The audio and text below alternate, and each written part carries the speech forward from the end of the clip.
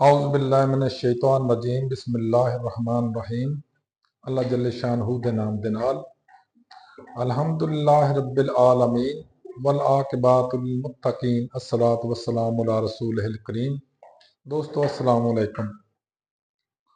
दोस्तों डॉक्टर नसीर कालो हाज़र CNP news तो काफ़ी दिनों तो बाद अज एक तुहाडी खिदमत वीलॉग लैके हाज़र हाँ। मुसीबत यह आ कि नवाज साहब जड़े मसरूफ सन बहुत ज़्यादा, जिहदी वजह तो मैं कोई कर नहीं सकिया तो इल्ज़ाम इन्हां मेरे ते लगा देना कि सब डॉक्टर साहब तुहाडी वजह तो हो रहा। हालांकि ये बंदा मैनूं लिफ्ट ही नहीं कराउंदा, पता नहीं कित्थे गायब हो जाता, कित्थे गवाच जाता। फिर ये कोई बहाना बड़ा वड्डा वा। मैं फैसलाबाद गया सा ते उत्थे फस गया सा। हुण फस किसे गया ये अल्लाह ही जाने।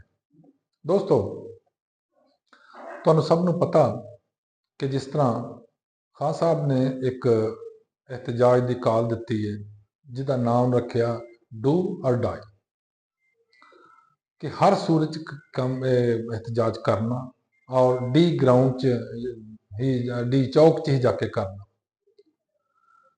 देखो हर बंदे की अपनी अपनी सोच होंगी आ, उत्ते पाबंदियां लगाउणियां भी नहीं चाहिए, लगाइया भी नहीं जा सकदियां सोच के उपर। सिर्फ पाबंदी होंगी आ उहदे बुरे इकदामात के उपर। जिस हद तक देखा जाए कि साडा आइन जड़ा वो हर बंदे नूं ये आज़ादी दिंदा कि वह अपनी राय जी दे सकता है।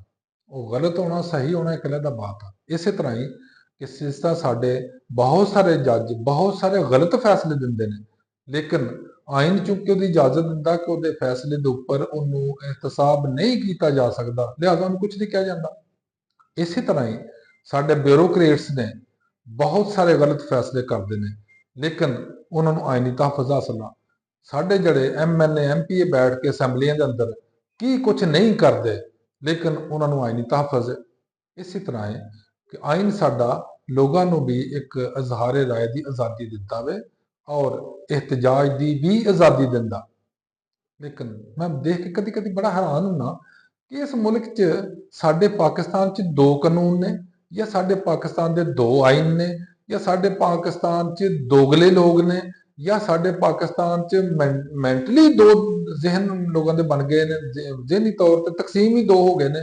एक सियासतदान ब्यूरोक्रेट्स और हाय मुख्तदर हल्का जड़ा वो अपने आप को इंसान समझते, बाकी सारे जानवर समझते हैं। जिस मुल्क के अंदर ये सोच पाई जाती आ उन्होंने ना तुसी डेमोक्रेटिक कह सकते हो, तो ना वो डेमोक्रेसी होंगी उत्थे। क्यों? डेमोक्रेसी ये आ कि हर बंदे का वोट बराबर है, नंबर एक। नंबर दो, हर बंदे नूं हक हासिल है कि वह बगैर किसी दबाव तो, बगैर किसी हेराफेरी तो, बगैर किसी खरीदो फरोख्त तो अपना वोट कास्ट करे। दोस्तों तुसी ये दसो कि आया मेरे मुल्क के अंदर ये हो रहा है इस तरह? मैनू बड़ा याद है कि बहुत सारे लोग 5-5 हज़ार रुपया लेके वोट दे छड़ते हैं, और जोड़े खरीदार ने, ठेकेदार ने, दलाल ने, वो वोट खरीदते हैं। अगे उन्होंने वोटों तो बन के साडे नुमाइंदे बनते हैं, अगे साडे नुमाइंदे बन के अगे फिर वो जोड़े सैनट के अगले नुमाइंदे आते हैं, उन्होंने तो भी बदतर होंगे हैं। मैं ये नहीं कहता कि सारे सारे जिन्ने हैं MNA या MP वो बुरे नहीं, खुदा ने कहा बहुत अच्छे लोग भी ने। लेकिन गल की आ कि हुण जिहड़ा बंदा 2 करोड़ 4 करोड़ 10 करोड़ रुपया ला के MNA या MPA बनदा, ਉਹਦੇ दिमाग च फतूर आ, ਉਹਦਾ दिमाग खराब आ भी वो सिर्फ पैसा इन्ना लाएगा कि मैं इंसानी खिदमत करांगे। लेकिन साडी हिस्टरी की है पाकिस्तान की कि इत्थे जिन्ने पैसा लाया उन्हें बतौर बिजनेस ही काम किया। तुसीं देख लो जिन्हें जिन्हें लाया, जेड़े जेड़े साडे वजीर आजम ने खुसूसन दो खानदान जिहड़े भुट्टो खानदान ते जरदारी खानदान या शरीफ खानदान, इन्हां ने तो मुल्क की तबाही ला छड्डी आ। हर चीज़ लुट के इत्थों लै गए ने। क्यों? कि वो कहते हैं असीं आला लोग हाँ, असीं मुल्क के हुक्मरान तबका वा, बाकी सब कीड़े मकौड़े ने, बाकी सब जानवर ने, इंसान है ही नहीं इत्थे। मैं हैरान होना कदी कदी सोच के कि ये पा ना पढ़ी वक्त नूं फड़ी। इन्हां तो बहुत ज्यादा पढ़े पढ़े लिखे लोग इस पाकिस्तान के अंदर बैठे ने, जिन्होंने हक ही नहीं उन्होंने दिता जाता। लेकिन ये अनपढ़ जड़े ने, इन्हां दे हक इन्ने हकूक फराइज और इन्ने फराइज कोई नहीं, हकूक ही हकूक ने सारे, कि जो मर्जी करो, जिन्ना मर्जी लुटो, जिथे मर्जी लै जाओ, कोई नहीं पूछने वाला। लेकिन ਜਦੋਂ ਇਹਨਾਂ ਦੇ ਮਤਲਬ ਦੀ ਹਕੂਮਤ ਨਾ ਹੋਵੇ, ਇਹਨਾਂ ਦੀ ਆਪਣੀ ਹਕੂਮਤ ਨਾ ਹੋਵੇ, ਫਿਰ ਇhtਜਾਜ ਕਰਨ। ਤੁਹਾਨੂੰ ਕਹਿੰਦੇ ਆ ਇਹ ਹਲਾਲ ਇhtਜਾਜ। ਇਮਰਾਨ ਖਾਨ ਦੇ ਦੌਰ ਵਿੱਚ ਜ਼ਰਦਾਰੀ ਦਾ ਬੇਟਾ ਬਿਲਾਵਲ ਸਾਹਿਬ ਕਰਾਚੀ ਤੋਂ ਚੱਲਿਆ, ਗੱਡੀ 'ਚ ਗੱਡੀਆਂ ਬੁੱਕ ਕਰਾ ਲਈਆਂ, ਟ੍ਰੇਨਾਂ ਬੁੱਕ ਕਰਾ ਲਈਆਂ, ਤੇ ਬਾਅਦ 'ਚ ਖੱਪ ਨਿਕਲੀ ਕਿ ਜਨਾਬ ਉਹ ਦੇਖੋ ਜੀ ਉਹ ਇਹਨਾਂ ਦੇ ਪੈਸੇ ਦੇ ਕੇ ਤੇ ਲੋਕਾਂ ਨੂੰ ਖਰੀਦ ਕੇ ਤੇ ਇhtਜਾਜ ਕਰਵਾਇਆ ਸੀ। ਅੱਛਾ, ਉਸ ਤੋਂ ਬਾਅਦ ਇਹ ਉਸੇ ਦੌਰ 'ਚ ਹੀ ਹਮਜ਼ਾ ਸ਼ਹਬਾਜ਼, ਮਰੀਮ ਨਵਾਜ਼, ਇਹ ਸਾਰੇ ਜਲੂਸ ਲੈ ਲੈ ਕੇ ਤੇ ਨਹੀਂ ਸੀ ਜਾਂਦੇ ਇਸਲਾਮਾਬਾਦ। ਆਖਿਰ ਇਹਨਾਂ ਦੀ ਵਾਰੀ ਇhtਜਾਜ ਹਲਾਲ ਸੀ ਤੇ ਹੁਣ ਹਰਾਮ ਕਿਉਂ? ਮੈਨੂੰ ਇਹ ਸਮਝ 'ਚ ਗੱਲ ਨਹੀਂ ਆਉਂਦੀ। ਦੂਸਰੇ ਨੰਬਰ ਤੇ ਇਹਨਾਂ ਦੇ ਦੌਰ ਵਿੱਚ ਨਾ ਪੁਲਿਸ ਮਾਰਦੀ ਸੀ ਇਹਨਾਂ ਨੂੰ, ਨਾ ਰੇਂਜਰਸ ਮਾਰਦੇ ਸੀ ਇਹਨਾਂ ਨੂੰ, ਨਾ ਹੀ ਕੰਟੇਨਰ ਲਗਾ ਕੇ ਬੰਦ ਕੀਤਾ ਜਾਂਦਾ ਸੀ। ਇਹ ਕੀ ਵਜ੍ਹਾ? ਇਹ ਦੋਗਲਾਪਨ ਕਿਉਂ ਆ? ਇਸ ਵਾਸਤੇ ਕਿ ਸ਼ਾਇਦ, ਮੁਮਕਨ ਮੈਂ ਗਲਤ ਕਹਿ ਰਿਹਾ ਹਾਂ, ਸ਼ਾਇਦ ਦੀ ਵਜ੍ਹਾ ਇਹ ਸੀ ਕਿ ਉਦੋਂ ਹਕੂਮਤ ਜਿਹੜੀ ਸੀ ਉਹ ਜੈਨੂਇਨ ਹਕੂਮਤ ਸੀ, ਉਹ ਆਪਣੇ ਵੋਟਾਂ ਤੇ ਆਈ ਸੀ। ਹੁਣ ਜਿਹੜੀ ਹਕੂਮਤ ਆ ਉਹ ਹਜ਼ਬ ਇਖਤਲਾਫ ਤੇ ਸਾਰੀ ਪਿੱਟਦੀ ਆ, ਰੋਂਦੀ ਆ, ਦੁਹਾਈਆਂ ਦਿੰਦੀ ਆ, ਬਲਕਿ ਬੈਨ ਅਕਵਾਮੀ ਸਤ੍ਹਾ ਤੇ ਵੀ, ਇੰਟਰਨੈਸ਼ਨਲੀ ਵੀ ਰਿਕਗਨਾਈਜ਼ ਇਹ ਕੀਤਾ ਜਾਂਦਾ ਕਿ ਅਨਜੈਨੂਇਨ ਗਵਰਨਮੈਂਟ ਆ। ਇਹ ਗਵਰਨਮੈਂਟ ਜਿਹੜੀ ਆ ਇਹ ਗੈਰ ਕਾਨੂੰਨੀ ਆ। ਇਹ 27 ਫਾਰਮ ਤੋਂ ਬਣਾਈ ਗਈ ਹੈ, 47 ਫਾਰਮ ਤੋਂ ਬਣਾਈ ਗਈ ਆ, 45 ਇਹਨਾਂ ਕੋਲ ਨਹੀਂ ਹੈ। ਲੇਕਿਨ ਦੇਖੋ ਜੋ ਵੀ ਹੈ, ਸਾਡੇ ਹਕੂਮਤ 'ਚ ਬੈਠੇ ਨੇ, ਅਸੀਂ ਇਹਤਰਾਮ ਕਰਨਾ ਉਹਨਾਂ ਦਾ, ਇਸ ਹੱਦ ਤੱਕ ਹਕੂਮਤ ਕਰ ਰਹੇ ਨੇ, ਲੇਕਿਨ ਹਕੂਮਤ ਤੇ ਹਕੂਮਤ ਦੀ ਤਰ੍ਹਾਂ ਕਰਨੀ ਚਾਹੀਦੀ ਆ। ਹਕੂਮਤ ਹਜ਼ਬ ਇਖਤਲਾਫ ਦੀ ਤਰ੍ਹਾਂ ਤੇ ਨਹੀਂ ਕਰਨੀ ਚਾਹੀਦੀ ਕਿ ਹਰ ਆਏਗੇ ਨੂੰ ਛਿੱਤਰ ਮਾਰੋ, ਹਰ ਆਏਗੇ ਨੂੰ ਗੋਲੀਆਂ ਮਾਰੋ, ਉਹਦਾ ਰਸੋਈ ਗੈਸ ਛੱਡੋ, ਸਾਰੀ ਗੈਸ, ਆਂਸੂ ਗੈਸ ਉਹਨਾਂ ਦੇ ਉੱਤੇ ਛੱਡੀ ਜਾਏ, ਉਹਨਾਂ ਤੇ ਜਨਾਬ ਪਤਾ ਨਹੀਂ ਕੀ ਕੁਛ ਤਸ਼ੱਦਦ ਕੀਤਾ ਜਾਏ। ਇਹ ਡੈਮੋਕ੍ਰੇਸੀ ਆ। ਸਾਡੇ ਮੁਲਕ ਨੂੰ ਇਸ ਡੈਮੋਕ੍ਰੇਸੀ ਨੇ ਹੀ ਤਬਾਹ ਕੀਤਾ। ਇਹਦੇ ਨਾਲ ਅਗਰ ਦੇਖਿਆ ਜਾਏ, ਜਿੰਨੀਆਂ ਹੀ ਮਾਰਸ਼ਲ ਹਕੂਮਤਾਂ ਸੀ ਉਹਨਾਂ ਨੇ ਮੁਲਕ 'ਚ ਤਰੱਕੀ ਦਿੱਤੀ ਆ ਬਨਿਸਬਤ ਇਹਨਾਂ ਤੇ ਮੁਲਕ ਦਾ ਬੇੜਾ ਗਰਕ ਕਰ ਦਿੱਤਾ। ਕਿਉਂ? ਇਹਨਾਂ ਨੇ ਸਿਰਫ ਇੱਕੋ ਕੰਮ ਸੀ, ਕਰਜ਼ੇ ਬਾਹਰੋਂ ਲਾਓ, ਸਾਡੇ ਮੂੰਹ ਤੇ ਉਹਦੀ ਕਲਖ ਲਾਓ ਅਵਾਮ ਪਾਕਿਸਤਾਨ ਦੇ ਤੇ, ਔਰ ਆਪਣੀ ਲੁੱਟ ਮਾਰ ਕਰਕੇ ਬਾਹਰ ਲੈ ਜਾਓ।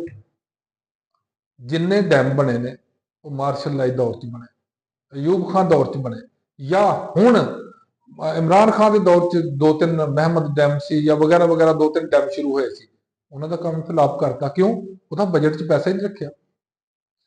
ਉਹਦੀ ਇੱਕ ਬੜੀ ਵੱਡੀ ਵਜ੍ਹਾ ਇਹਨਾਂ ਦੀ ਆਪਣੀਆਂ ਹੀ ਸਾਰੀਆਂ ਫੈਕਟਰੀਆਂ ਨੇ, ਜਿਹੜੇ ਨੇ ਬਿਜਲੀ ਪੈਦਾ ਕਰਨ ਵਾਲੇ ਕਾਰਖਾਨੇ ਨੇ। ਇਹ ਇਹਨਾਂ ਨੂੰ ਇਹ ਚਾਹੀਦਾ ਕਿ ਉਹ ਡੈਮ ਬਣਾ ਕੇ ਤੇ ਆਪਣਾ ਕਾਰੋਬਾਰ ਬਰਬਾਦ ਕਰ ਲੈਣ, ਇਹ ਤੇ ਆਪਣੀ ਨਸਲ ਦੇ ਕਾਰੋਬਾਰ ਅਰੂਜ ਤੇ ਲਿਜਾ ਰਹੇ ਨੇ। ਉਹ PIA ਜਿਹਦਾ ਬੇੜਾ ਗਰਕ ਨਾ ਕਰ ਦਿੱਤਾ, ਉਸ ਤੋਂ ਬਾਅਦ ਉਸੇ PIA ਦਾ ਇੱਕ ਚੇਅਰਮੈਨ ਸੀ ਜਿਹਨੇ ਆਪਣੇ 에ਅਰ ਬਲੂ ਬਣਾਈ ਆ, ਉਹ ਇੰਨੀ ਤਰੱਕੀ ਕੀਤੀ, ਉਹਨੇ ਏਡਾ ਫਸਟ ਕਲਾਸ ਚੱਲ ਰਹੀ ਆ। ਲੇਕਿਨ ਇਹਦੇ ਜਿਹਦੇ 24 ਜਹਾਜ਼ ਨੇ ਜਿਸ 에ਅਰਲਾਈਨ ਦੇ, ਔਰ ਦੁਨੀਆ 'ਚ ਮੰਨੀ ਹੋਈ 에ਅਰਲਾਈਨ ਸੀ, ਉਹਦੀ ਤਬਾਹੀ ਲਾ ਛੱਡੀ। ਰੇਲਵੇ ਡਿਪਾਰਟਮੈਂਟ ਤਬਾਹ ਕਰਤਾ, ਸਟੀਲ ਮਿਲ ਦੀ ਤਬਾਹੀ ਲਾਤੀ। ਉਹ ਮੈਂ ਤੇ ਨਹੀਂ ਲਾਈ ਭਾਈ, ਉਹ ਮਾਰਸ਼ਲ ਦਾ ਦੌਰ 'ਚ ਤੇ ਨਹੀਂ ਦਿੱਤੀ, ਉਹ ਤੇ ਇਹਨਾਂ ਸਿਆਸਤਦਾਨਾਂ ਨੇ ਲਾਈ ਆ। ਫਿਰ ਇਹਨਾਂ ਦਾ ਇੱਟ ਕੁੱਤੇ ਦਾ ਵੈਰ ਆਪਸ 'ਚ, ਜਦੋਂ ਇਹ ਹਕੂਮਤ 'ਚ ਨਹੀਂ ਹੁੰਦੇ ਉਦੋਂ ਇੱਕ ਦੂਸਰੇ ਨੂੰ ਗਾਲਾਂ ਕੱਢਦੇ ਨੇ, ਜਦੋਂ ਹਕੂਮਤ 'ਚ ਇਕੱਠੇ ਹੋ ਕੇ ਆ ਜਾਂਦੇ ਨੇ ਉਦੋਂ ਭਾਈ ਬਣ ਜਾਂਦੇ ਨੇ। ਕੈਸਾ ਸਾਨੂੰ ਇਹਨਾਂ ਫੁੱਦੂ ਬਣਾਇਆ, ਕੈਸਾ ਸਾਨੂੰ ਇਹਨਾਂ ਬੇਵਕੂਫ ਬਣਾਇਆ, ਕੈਸਾ ਸਾਨੂੰ ਇਹਨਾਂ ਟਰੱਕ ਦੀ ਬੱਤੀ ਪਿੱਛੇ ਲਗਾਇਆ। ਅਗਰ ਹੁਣ ਇਮਰਾਨ ਖਾਨ ਨੂੰ ਮੰਨ ਲਓ ਵੀ ਸਿਆਸਤਦਾਨ ਨਹੀਂ ਹੈ, ਮੰਨ ਲਓ ਸਾਰੇ ਉਹਦੇ ਫੈਸਲੇ ਗਲਤ ਨੇ, ਲੇਕਿਨ ਅਗਰ ਆਵਾਮ ਜਾ ਰਹੀ ਹੈ, ਇhtਜਾਜ ਕਰ ਰਹੀ ਹੈ, ਕਿਹਦੇ ਖਿਲਾਫ ਇhtਜਾਜ ਕਰ ਰਹੀ ਆ? ਸਾਡੇ ਸਾਰੇ ਅਸਾਸੇ ਇਹਨਾਂ ਨੇ ਵੇਚ ਛੱਡੇ। ਜਿਹਦੇ ਦਾਅਵੇ ਕਰਦੇ ਨੇ ਬਾਹਾਂ ਕੱਢ ਕੇ ਅਸੀਂ ਇਹ ਜਨਾਬ ਮੋਟਰਵੇ ਬਣਾਏ। ਮੋਟਰਵੇ ਕੌਣ ਕਹਿੰਦਾ ਇਹਨਾਂ ਦੀ ਮੋਟਰਵੇ? ਮੋਟਰਵੇ ਤਾਂ ਸਾਰੀ ਇਹਨਾਂ ਨੇ ਪਲੱਜ ਕਰਾਤੀ ਆ, ਸਾਰੇ ਨੇ ਪੈਸੇ ਲੈ ਕੇ ਲੁੱਟਮਾਰ ਕਰ ਲਈ ਆ। ਪੈਸੇ ਕਿੱਥੇ ਨੇ? ਉਹ ਜਿਹੜੇ ਮੋਟਰਵੇਜ਼ ਤੇ ਪੈਸੇ ਨੇ ਉਹ ਕਿੱਥੇ ਗਏ ਨੇ?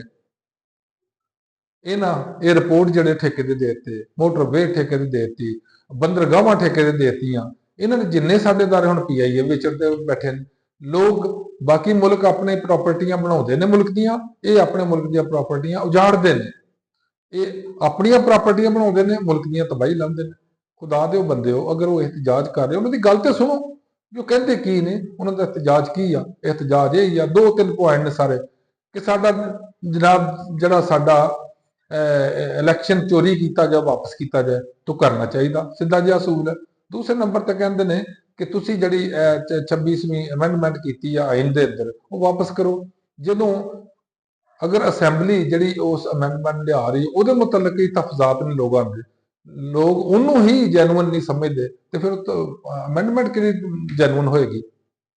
ਤੀਸਰੇ ਨੰਬਰ ਤੇ ਫੜ ਫੜ ਕੇ ਉਹਨਾਂ ਨੂੰ ਅੰਦਰ ਦੇਈ ਜਾ, ਕਿਉਂ ਬਈ ਉਹ ਸਾਡੇ ਪਾਕਿਸਤਾਨੀ ਨਹੀਂ ਹੈ, ਉਹ ਸਾਡੇ ਪਾਕਿਸਤਾਨੀ ਭਾਈ ਨਹੀਂ ਹੈ। ਦੇਖੋ ਨਾ ਕਿੰਨਾ ਤਬਾਹੀ ਲੈ ਰਹੀ ਆ ਕਿ ਮੁਲਕ ਦੇ ਅੰਦਰ ਕੋਈ ਵੀ ਸਰਮਾਇਆਕਾਰੀ ਨਹੀਂ ਆਉਂਦੀ। ਇਸ ਵਾਸਤੇ ਨਹੀਂ ਆਉਂਦੀ ਕਿ ਜਿਹੜਾ ਬੰਦਾ ਸਰਮਾਇਆਕਾਰੀ ਲਿਆਉਣਾ ਚਾਹੁੰਦਾ ਉਹ ਪਹਿਲੇ ਦੇਖਦਾ ਕਿ ਇਹ ਜਿਹੜੀ ਅਸ਼ਰਾਫੀਆ ਸਾਡੀ ਆ, ਉਹਨਾਂ ਦੇ ਆਪਣੇ ਬਿਜ਼ਨਸ ਕਿੱਥੇ ਨੇ, ਕਿਸੇ ਦੇ ਆਸਟ੍ਰੇਲੀਆ 'ਚ, ਕਿਸੇ ਦੇ ਕੈਨੇਡਾ 'ਚ, ਕਿਸੇ ਦੇ ਬਰਤਾਨੀਆ 'ਚ, ਕਿਸੇ ਦੇ ਅਬੂ ਧਾਬੀ 'ਚ, ਕਿਸੇ ਦੇ ਦੁਬਈ 'ਚ, ਕਿਸੇ ਦੇ ਸਵਿਟਜ਼ਰਲੈਂਡ 'ਚ। ਉਹ ਕਿਉਂ ਇੱਥੇ ਆਉਣ ਬਈ? ਤੁਸੀਂ ਲੁੱਟਮਾਰ ਕਰਕੇ ਲਈ ਜਾਂਦੇ ਹੋ, ਤੇ ਬਾਹਰੋਂ ਜਿਹੜਾ ਆਏਗਾ ਉਹ ਕਿਉਂ ਇੱਥੇ ਇਨਵੈਸਟਮੈਂਟ ਕਰੇਗਾ? ਕਿਉਂਕਿ ਇੱਥੇ ਇਨਵੈਸਟਮੈਂਟ ਕਰਕੇ ਉਹਨੇ ਮੁੜ ਕੇ ਤੁਹਾਡੇ ਕੋਲ ਵੀ ਛਿੱਤਰ ਖਾਣੇ ਨੇ। ਜਿਹੜੇ ਲੋਕ ਆਉਂਦੇ ਨੇ ਉਹ ਵਿਚਾਰੇ ਡਰਦੇ ਦੌੜ ਜਾਂਦੇ ਨੇ। ਅਗਲੇ ਨੰਬਰ ਤੇ ਆ ਜਾਓ ਸਾਡੇ ਇੰਤਜ਼ਾਮੀਆਂ ਦੇ ਅਦਾਰੇ, ਉਹ 'ਚ ਤੁਸੀਂ ਦੇਖੋ ਹੁਣ ਪੁਲਿਸ ਸਾਰੀ ਉੱਥੇ ਪਹਿਲੇ ਲਗਾਈ ਹੁੰਦੀ ਸੀ ਇਹਨਾਂ ਸਿਆਸਤਦਾਨਾਂ ਦੀ ਔਰ ਇਹਨਾਂ ਦੇ ਵੱਡੇ ਵੱਡੇ ਮੁਖਤਦਰ ਹਲਕੇ ਜਿਹੜੇ ਨੇ ਜਾਂ ਮੁਖਤਦਰ ਸ਼ਖਸੀਅਤ ਨੇ, ਉਹਨਾਂ ਦੇ ਹਿਫਾਜ਼ਤ ਵਾਸਤੇ। ਹੁਣ ਕੀ ਲਾਤੇ? ਹੁਣ ਲੋਕਾਂ ਨੂੰ ਡੰਡੇ ਮਾਰੋ, ਹੁਣ ਲੋਕਾਂ ਤੇ ਗੈਸਾਂ ਛੱਡੋ, ਹੁਣ ਲੋਕਾਂ ਤੇ ਫਾਇਰਿੰਗ ਕਰੋ। ਤੇ ਖੁਦਾ ਦੇ ਬੰਦਿਓ, ਪਾਕਿਸਤਾਨ ਮੇਰਾ, ਫੌਜ ਮੇਰੀ, ਪੁਲਿਸ ਮੇਰੀ, ਅਦਲੀਆ ਮੇਰੀ, ਅਵਾਮ ਮੇਰੀ, ਸਿਆਸਤਦਾਨ ਸਾਡੇ ਨਹੀਂ। ਸਿਰਫ ਨਹੀਂ ਹੈ ਕੌਣ? ਸਿਆਸਤਦਾਨ ਨਹੀਂ ਸਾਡੇ। ਉਹਨਾਂ ਨੂੰ ਸਿਰਫ ਆਪਣੀ ਜ਼ਾਤ ਦਿਲਚਸਪੀ ਆ, ਉਹਨਾਂ ਨੂੰ ਸਿਰਫ ਆਪਣੀ ਔਲਾਦ ਨਾਲ ਦਿਲਚਸਪੀ ਆ, ਉਹਨਾਂ ਨੂੰ ਸਿਰਫ ਆਪਣੇ ਮਾਲ ਨਾਲ ਦਿਲਚਸਪੀ ਆ। ਖੁਦਾ ਦਾ ਨਾਂ ਜੇ ਸਿਆਸਤਦਾਨ ਬਣੋ, ਤੁਸੀਂ ਕੋਈ ਸਰਕਾਰ ਨਾ ਬਣੋ, ਤੁਸੀਂ ਜਿਹੜੇ ਪ੍ਰਾਪਰਟੀ ਡੀਲਰ ਨਾ ਬਣੋ। ਤੁਸੀਂ ਲੋਕਾਂ ਦੇ ਫਾਇਦਾ ਸੋਚੋ। ਜਿਨ੍ਹਾਂ ਕੋ ਵੋਟ ਲਏ ਨੇ ਤਾਂ ਵੀ, ਜੇ ਨਹੀਂ ਲਏ, ਚੋਰੀ ਕੀਤੇ ਸਹੀ, ਫਿਰ ਵੀ ਕੱਲ ਨੂੰ ਤੁਸੀਂ ਮੂੰਹ ਲੈ ਕੇ ਇਸੇ ਮੂੰਹ ਨਾਲ ਲੋਕਾਂ ਨੂੰ ਵੋਟ ਮੰਗਣ ਜਾਣਾ। ਕੁਛ ਨਾ ਕੁਛ ਤੇ ਚੰਗਾ ਕਰ ਜਾਓ, ਇਸ ਦੀ ਬਜਾਏ ਕਿ ਲੋਕਾਂ ਨੂੰ ਮਾਰਨਾ ਸ਼ੁਰੂ ਕੀਤਾ, ਲੋਕਾਂ ਦੇ ਮਗਰ ਡਾਂਗਾ ਲੈ ਕੇ ਚੜੇ ਹੋ। ਖੁਦਾ ਦਾ ਨਾਂ ਜੇ ਇਸ ਮੁਲਕ ਦਾ ਸੋਚੋ, ਇਸ ਕੌਮ ਦਾ ਸੋਚੋ, ਮੇਰੇ ਪਾਕਿਸਤਾਨ ਦਾ ਸੋਚੋ। ਅੱਲਾਹ ਹਾਫਿਜ਼, अस्सलाम वालेकुम।